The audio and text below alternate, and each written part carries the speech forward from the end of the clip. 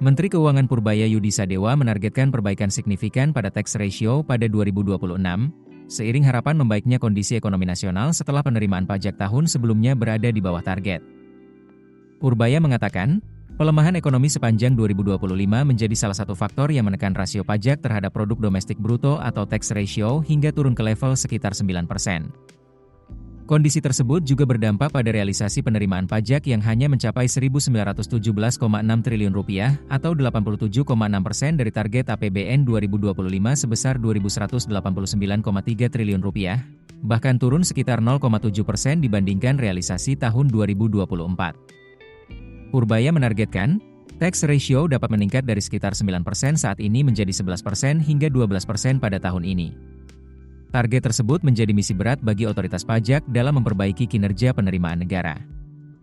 Purbaya mengakui, selama 2025 pemerintah masih dapat menjelaskan capaian penerimaan pajak yang di bawah target kepada DPR dengan alasan perlambatan ekonomi.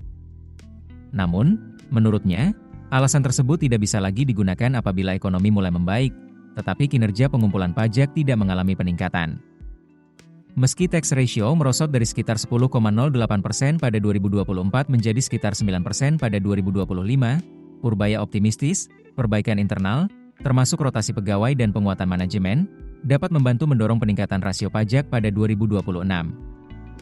Dalam laporan DJP, tax ratio sempat turun hingga 8,42% pada semester 1 2025 dan berada di level 8,58% pada kuartal 3 2025. Sebelumnya, tax ratio Indonesia pernah berada di titik terendah 8,33% hingga 9,11% pada periode 2020 hingga 2021 akibat pandemi COVID-19. Sebelum naik ke level 10,39% pada 2022 dan 10,31% pada 2023 yang didorong reformasi pajak melalui implementasi UU HPP serta booming komoditas. Purbaya menegaskan, peningkatan kinerja pajak menjadi kunci bagi kondisi fiskal dan ekonomi nasional ke depan. Ia meminta seluruh jajaran bekerja lebih serius dan memperkuat pengawasan hingga level daerah. Ia optimistis, jika tax collection rate mampu meningkat hingga 11% hingga 12%, maka alasan terkait lemahnya penerimaan pajak akan hilang dan kondisi fiskal negara dapat semakin kuat. Keputusan bisnis terbaik datang dari data, bukan tebakan. Mudah berlangganan Business Insight dengan subscribe with Google.